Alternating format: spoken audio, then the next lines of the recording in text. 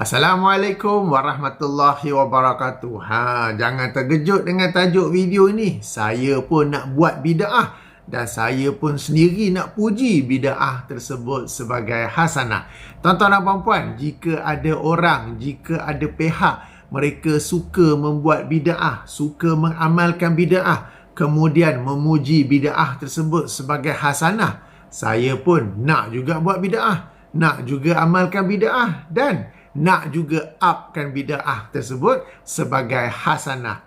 Cuma bezanya bagi pihak itu, bid'ah yang mereka buat, bid'ah yang mereka amalkan ialah dalam perkara-perkara yang berkaitan dengan akidah, ibadah, hukum dan fiqh hati yang sebenarnya dilarang oleh Islam. Adapun bid'ah yang saya buat, yang saya amalkan, ialah perkara-perkara yang membantu urusan agama, dan itulah sebenarnya bid'ah hasanah yang dibolehkan. Okey, ini sebenarnya adalah video saya yang ke-5. Sebelum ini saya juga ada buat video-video yang seumpama, tajuk sama juga. Saya pun nak buat bid'ah hasanah. Telah pun saya menyusun semuanya dalam satu playlist, link dalam kotak description. Untuk video kali ini saya ingin memperkenalkan Bluetooth wireless earbuds yang saya biasa guna untuk mendengar kuliah-kuliah dari YouTube. Sebelum tu ingin saya berkongsi bahawa saya ini alhamdulillah adalah seseorang yang sangat banyak mengambil manfaat daripada YouTube. Bukan nak tengok orang joget, tetapi untuk mendengar kuliah-kuliah agama. Kenapa ya? Ada beberapa sebab. Pertama sekali, saya yakin tuan-tuan dan puan-puan yang dirahmati Allah semua, kita semua sibuk dalam urusan harian. Jadi dalam kesibukan itu memang kadang-kadang di celah-celah tu ada masa. Jadi di celah itulah kita guna untuk mendengar kuliah-kuliah agama. Sebab di masjid, di surau berdekatan memang ada kuliah subuh, ada kuliah zuhur ke, kuliah maghrib ke. Tetapi pada ketika itu kita kesibukkan dengan urusan lain. Kuliah subuh katakanlah, tetapi kita hendak bersenam pada waktu pagi. Contohnya ya, kuliah zuhur katakan, tapi kita ada urusan tengah hari. Kuliah maghrib katakan, tapi kita baru balik dari pejabat. Keletihan kerana kesesakan lalu lintas, traffic jam tu. Okey, jadi kita tak dapat nak menghadiri kuliah-kuliah yang telah pun ditetapkan masanya. Apa yang boleh kita buat ialah kita ambil kuliah dan kita sesuaikannya dengan masa kita. Sebagai contoh, kalau kita sedang memandu ke pejabat atau balik dari pejabat ke rumah, lazimnya mungkin ada kesesakan lalu lintas. Kita gunakan masa itu untuk mendengar kuliah ketika dalam kereta. Ketika kita bersenam katakan, kita boleh menggunakan masa itu untuk mendengar kuliah. Jadi daripada kita yang kena adjust masa untuk mengikuti kuliah yang ada di masjid, di surau, yang mana saya yakin kebanyakan kita agak sukar untuk menyesuaikan masa. It is quite hard for us to adjust our time to follow that kuliah. Why not we make that kuliah suitable to our own time. Kita jadikan kuliah itu pula yang sesuai dengan masa kita. Kan? Macam saya kata tadi lah, bila kita sedang memandu, macam kalau bila saya memandu ke KLIA, atau dari KLIA balik, saya mendengar kuliah. Bila dah parkir kereta, kalau kita terkenal KLIA dan mana-mana airport lain yang besar, yang international airport ni memang besar-besar. Daripada tempat parkir kereta, jalan ke kapal tu jauh tu. Boleh dengar satu kuliah, boleh habis juga ya. Demikian juga masa rehat ke, ataupun katakan sudah sampai ke destinasi. Sama juga daripada kapal ke bas, kemudian daripada bas ke hotel, ada masa dan saya gunakan masa tersebut untuk mendengar kuliah-kuliah agama je. Jadi tuan-tuan dan puan-puan pun saya yakin ada masa-masa sendiri yang sebenarnya boleh dimanfaat. Tak payah dengar radio. Yang pagi-pagi tu adalah yang DJ yang ketawa terbahak-bahak macam tak baik sebut pula kan. Daripada kita mendengar semua tu, dengar apa? Ayuh kita mendengar kuliah-kuliah agama. Itu yang pertama. Yang kedua, kita boleh pilih siapa kita nak dengar. Hari ni nak dengar Ustaz A, besok nak dengar Ustaz B, lusa nak dengar C. Kita boleh pilih dan kita boleh tengok topiknya ke apa, jadi ada kepelbagaian. Tak adalah jadi boring. Kan? Kalau kita mengikuti kelas ataupun kita pergi kuliah subuh, kuliah maghrib di surau, di masjid, kita tak ada pilihan. Hadir yang itu jugalah yang telah dijemput, yang itu juga yang kita kena dengar. Tetapi kalau kuliah di YouTube, kita boleh pilih siapa kita nak dengar, dan kalau ustaz yang kita dah pilih tu, kita boleh tengok pula apa tajuk dia yang kita nak dengar. Jadi ada kepelbagaian di situ dan kita boleh pilih, dan ini akan menjadikan kuliah-kuliah tersebut lebih menarik sebab kadang-kadang mungkin boring ke, bosan ke, apa kan. Tapi kita boleh pilih orang yang kita nak. Kita boleh pilih dalam bahasa Melayu ke, dalam bahasa Indonesia ke, bahasa Inggeris ke, kalau boleh bahasa Arab, dalam bahasa Arab ke. Dan kita boleh pilih siapa kita nak, kita boleh pilih topik yang kita nak, dan ini sesuatu kepelbagaian yang sebenarnya dapat menjadikan kuliah-kuliah agama sesuatu yang menarik. Bukan lagi kita ini terikat kepada siapa yang nak cakap, nak tak nak kena dengar juga apa dia cakap. Okey, itu yang kedua. Yang ketiganya, yang ni penting. Bila dengar melalui YouTube, saya selalunya download terlebih dahulu.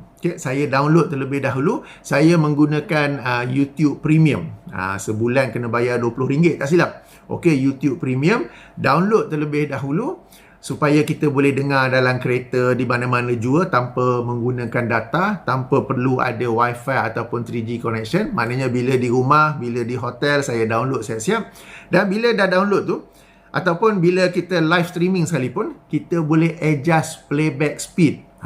Supaya kadang-kadang ustaz tu dia cakap sejam, kita boleh adjust playback speed jadi 1.5 ke apa ke, jadi ia akan jadi lebih pendek. Sebab sebahagian speaker, sebahagian ustaz atau saya sendiri pun bila cakap lazimnya slow. Kita pula jenis prosesor Pentium i9 kan. Jadi kita boleh proses lebih laju. Jadi kita boleh adjust playback speed 1.25 ke, 1.5 ke. Paling-paling laju saya pernah dengar 1.75 kot. Sebab tak mau laju sangat, nanti kita terlepas pula apa yang dia cakap kan. Jadi kelajuan yang munasabah. Tapi ini penting, kita boleh adjust playback speed. Kuliah yang panjang boleh pendek sikit. Speaker yang cakap slow, kita pun macam mengantuk jadi kan. Tapi bila kita lajukan sikit, speaker tu pun jadi macam rancak. Penceramah tu pun dia cakap macam jadi macam rancak, kita pun segar sikit mendengar kan. Kemudiannya, manfaat YouTube ni, kadang-kadang kita ada dengar benda yang kita tak berapa faham, ataupun betul ke dia cakap macam tu, kita boleh reverse, kita boleh ke belakang. Kalau dengar kuliah tu kena angkat tangan kan, ustaz cakap saya lagi apa tadi tu kan. Tapi nak angkat tangan tu mungkin malu pula. Tapi bila YouTube ni kita boleh reverse, senang saja. Kalau yang menggunakan app YouTube di phone, tap sebelah kiri tu, tap je, tap 2 kali 10 saat, tap 3 kali 30 saat. Tak apa, cuba je tap. Kita tap je, dia akan reverse 10 saat, 20 saat, 30 saat, 50 saat, bergantung berapa kali kita tap. Jadi mudah kita nak dengar balik. Apa dia cakap tadi? Nak dengar balik. Okay? Senang sahaja. Dan kemudiannya bila ada kuliah yang menarik, majlis ilmu yang menarik melalui YouTube ini, kita boleh forward kepada ahli keluarga, kepada rakan-rakan kan. Jadi ada banyak manfaat daripada YouTube ini, dan saya seorang yang banyak mengambil manfaat daripadanya. Saya sedia maklum, di sana ada orang-orang yang sempit pemikirannya. Dia kata tak boleh, kita nak menuntut ilmu kena berguru, dan berguru ni kena face to face. Mana boleh pakai YouTube, kena face to face. Tak apalah, kalau anda nak belajar dengan cara tu, dipersilakan. Jika anda nak menyempitkan cara menuntut ilmu dengan begitu, dipersilakan. Sebab menuntut ilmu ini, ya memang kita perlu menuntut ilmu daripada guru kan. Tetapi yang dimasukkan di sini ialah orang yang lebih rendah ilmunya menuntut ilmu daripada orang yang lebih tinggi ilmunya. Adapun medium, adapun cara menuntut ilmu itu boleh berbeza-beza, tak semestinya kena face to face. Kalau orang tu dia nak face to face, dipersilakan, tetapi orang itu tidak boleh memaksa kesempitan pemikirannya itu kepada orang lain kan. Kita sekarang kita manfaatkan teknologi, kita manfaatkan kemudahan yang ada untuk menuntut ilmu dengan apa jua cara dan pada bila-bila masa. Dalam jamban je lah, tak payah. Okey, baik. Jadi dalam rangka nak mendengar kuliah YouTube ni, selalunya kita gunakan phone. Okey, dan bila kita beli phone akan dapat satu kita panggil apa? Earphone ni lah yang free ni kan. Cuma bagi macam saya ni pula, bila ada kabel-kabel ni macam tak best lah pula, selalu bersimpul, selalu tersangkut dengan tangan ke apa ke. Jadi saya lebih suka menggunakan Bluetooth wireless. Bluetooth wireless earbuds namanya. Okey. Jadi saya ada beberapa Bluetooth wireless earbuds dan inilah ingin saya cerita sikit tentangnya. Bukanlah in-depth review but just a brief description. Okey, antaranya yang terawal saya ada ialah yang ini. Samsung Buds Plus. Yang ini saya dapat percuma sebenarnya. Sebab saya beli ni, saya guna saya guna jam tangan Samsung Galaxy Watch 3. Dah agak lama. Sekarang ni dah Samsung Galaxy Watch 5. Okey, yang ni Watch 3. Bila beli yang ni, dapat yang ini free. Okey, jadi saya guna yang ini lama juga. Cuma dia ada kelebihannya. Antara kelebihannya kecil, earbudsnya kecil, casingnya pun kecil, bateri okey, dan sebab saya pun guna phone Samsung, jadi Samsung dengan Samsung ni dia geng lah, jadi ada banyak kontrol, banyak kemudahan untuk menggunakannya. Cuma ia tidak ada Active Noise Cancelling, ANC, Active Noise Cancelling tak ada. Okey, lalu kemudian saya upgrade kepada satu model lain, yang ini Sony. Boleh fokus tak? Sony WF-1000 XM4. Sebenarnya saya ni peminat brand Sony. Saya ada daripada XM1, XM2, XM3. Yang tu, okay, sekarang ni XM4. Jadi bila saya beli yang baru ni, yang lama tu saya jual lah. Okay, yang ini XM4. Jadi yang ini ada noise cancelling. Cuma kekurangannya bila pakai kurang selesa. Dan baru-baru ni baterinya kaput, ataupun kita kata cepat mati, cepat habis baterinya. Saya difahamkan ini adalah defect batch pertama, sebab saya beli ni bila ia baru keluar. Jadi ia adalah defect batch pertama. Sudah pun saya hantar ke Sony Service Center sebab masih dalam warranty, masih dalam setahun. Sebenarnya kira-kira beberapa hari sebelum setahun saya hantar. Tapi sekarang ni dah nak masuk 3 minggu tak ada berita lagi. Okey, nanti kena tanya apa cerita ya. Alright. Jadi yang ini Sony. Bagus juga. Dan sementara tunggu yang ni dah 3 minggu tak ada pun diperbaiki. Maka saya membeli yang baru pula. Yang ini Bose. Alright. Okey, boleh fokus ke? Bose Quiet Comfort. Kamera, sila fokus. Okey, nampak dah. Okey, Bose Quiet Comfort 2. Quiet Comfort Earbuds 2. Okey. Yang ni baru beli beberapa hari lepas. Okey, yang ini pun ada ada Active Noise Cancelling.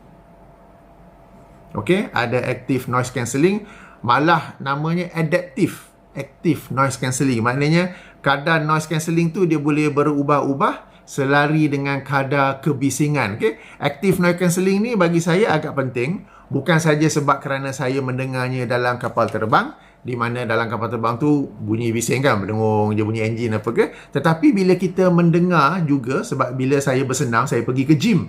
Okey, sebab bila saya terbang ke destinasi, di hotel saya duduk di sana tu, lazimnya ada gym. Jadi kita pun manfaatkanlah gym tersebut.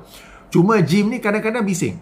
Bising sebab kadang orang gym tu dia pasang muzik untuk semua orang dengar, padahal kita tak nak dengar muzik ni kan.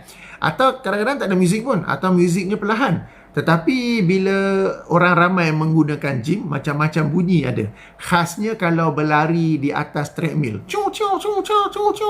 Kan kiri kanan treadmill, masing-masing dengan kelajuan yang berbeza, masing-masing dengan daya hentakan yang tu agak bising. Jadi noise cancelling ni adalah penting bagi saya, bukan sahaja apabila mendengarnya dalam kapal terbang, tetapi juga apabila mendengar dalam gym. Di dalam gym, apabila bersenam, sambil bersenam pun saya mendengar kuliah-kuliah rakaman daripada YouTube, kuliah-kuliah ilmu ya.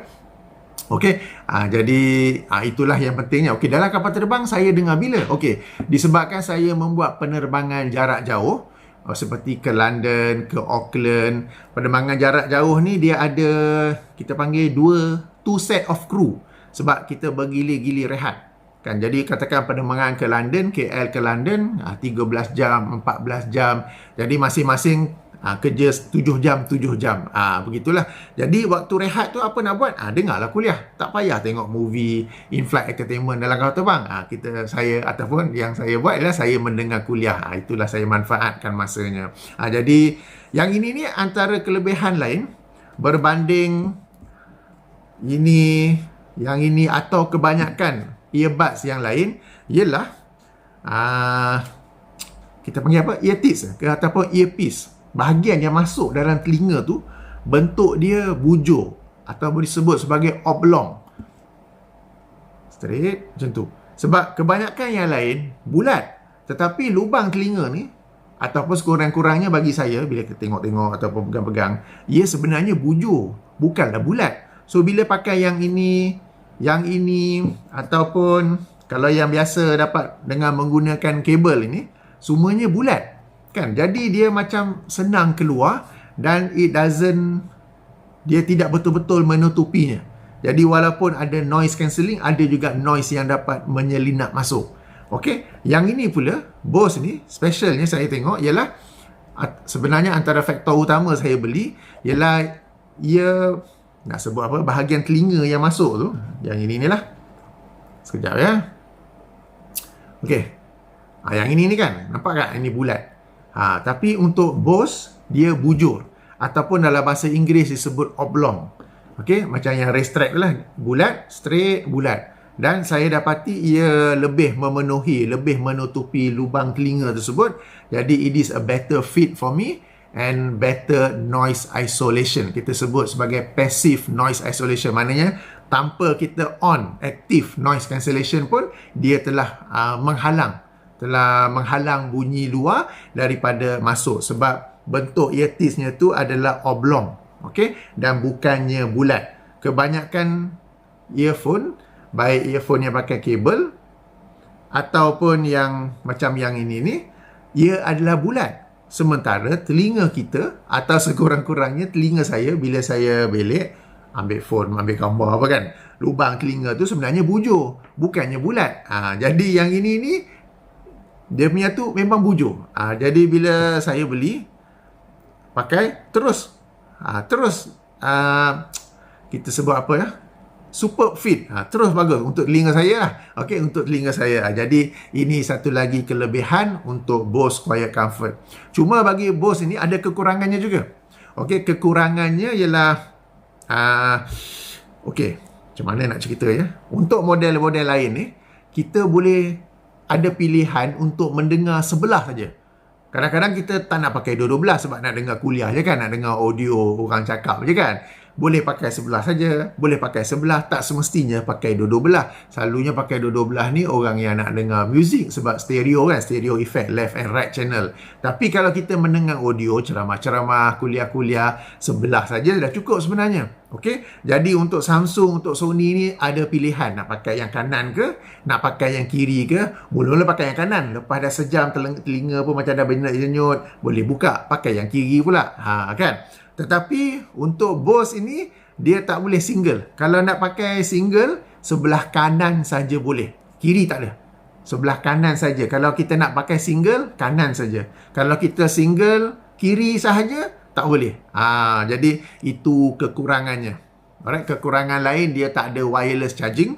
Yang kedua-dua ni ada wireless charging. Tapi saya sendiri pun jarang guna wireless charging.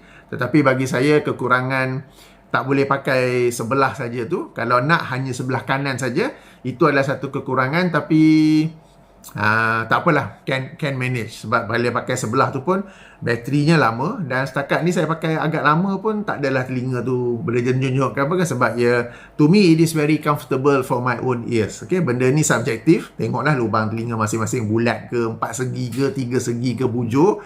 Telinga saya bujur dan ini dapat muat just nice dalam tu. Tapi kekurangannya ialah kanan saja boleh. Kalau nak dengar kiri, tak boleh. Okey. Baik, jadi itu kekurangannya. Baik, selain daripada Bluetooth earbuds, saya ada satu lagi juga.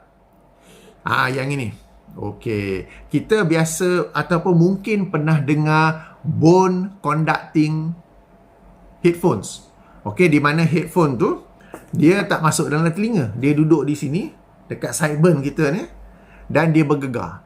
Bila dia bergegar, bergegar tu selari dengan audio yang kita dengar tu lah. Dia akan menggerakkan tulang-tulang dalam telinga kita tu, dan sehingga dengan itu kita dapat mendengar lah audio tu, baik orang bercakap ataupun muzik. Alright. Tapi ada satu lagi, nama dia air conducting. Itu bone conducting. Yang ini air conducting. Kenapa, macam mana pula?